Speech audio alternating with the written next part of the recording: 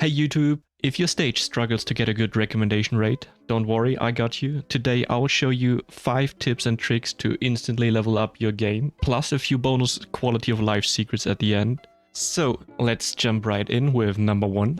Feedback is everything.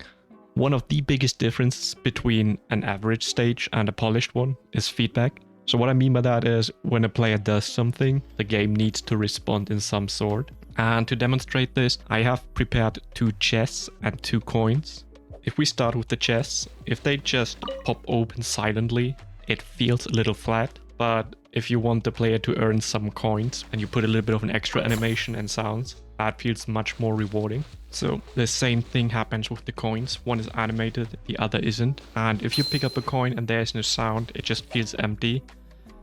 But if you do the same thing with a satisfying sound effect, there is this instant reward signal. So to summarize the first point, every action should feel acknowledged. And if something important happens and the player progresses, make sure the player notices that.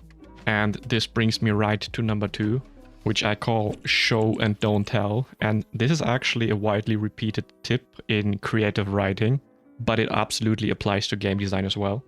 So a game should theoretically teach its players through gameplay rather than lengthy text explanations.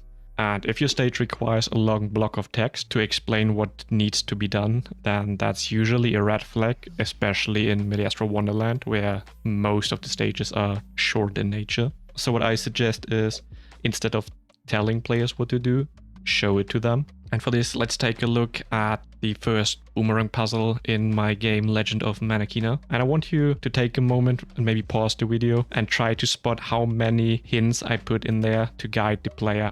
And as you can see, even if you did all what I have been doing in here, there's still this little Dodoko helping out with a little bit of text. And why is that? Well, this brings me right to number 3, which I call the Iterate task feedback loop. And what this means is basically you build your stage, it is getting tested, you fix bugs, and after a while you can release your stage with as few bugs as possible. But the second thing you should consider is, remember that I showed you in number 2 all the visual feedback and still place text there.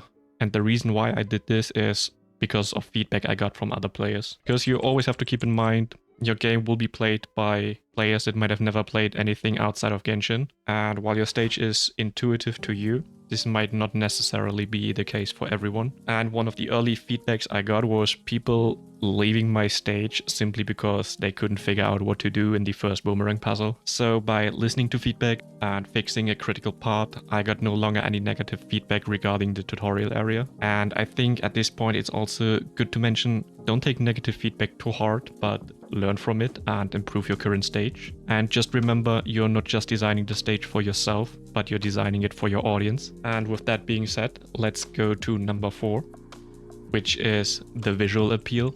Because let's be honest, people are much more likely to play and praise your stage if it looks good. What I mean by visual appeal is simply a combination of clean layout, having your eye not being cluttered, matching scenery, a consistent theme throughout the stage, clear structure, proper spacing. And if building scenery feels too overwhelming to you, don't worry. You can just go to the resource center and fetch some presets. You can use them as inspiration or as a starting point. And what I mean by that is you don't have to reinvent everything, but you do need to make your stage feel intentional. In my opinion, a good looking stage signals effort, and a lot of players respect effort and are less likely to dislike your stage if they can actually see how much was put into that. Alright, this brings me to my final tip, which is show player progress, because progress equals motivation, and if players can see what they have achieved so far, they are more likely to continue and get the rest. So for example, in Legend of Manekina, you can see the amount of coins collected, the amount of red gems collected, and the keys that you've already collected. In my other game, Runny Jumpy, you can see all the sigils found in the game in a menu at the bottom of the screen. And these little UI elements makes the players feel like I'm getting somewhere. So without progress tracking, it can feel meaningless or hard for the player to gauge how much he has already accomplished.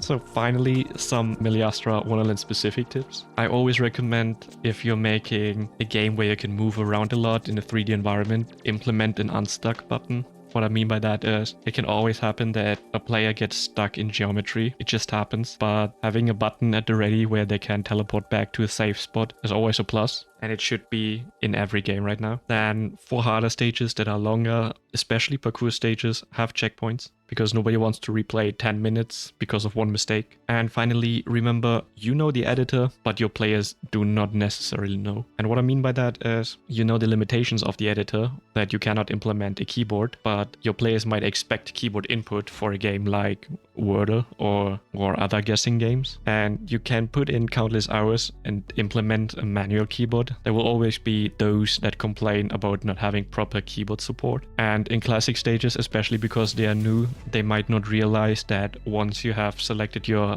4 characters, you can't swap them anymore. And in these cases, nothing can be done except for making a short disclaimer in the description and the game itself. And even with that, people might not read it, and you kind of have to live with that. Anyway, thank you for watching. If you found this helpful, consider liking the video and subscribing for more stage design tips. And I'll see you in the next video.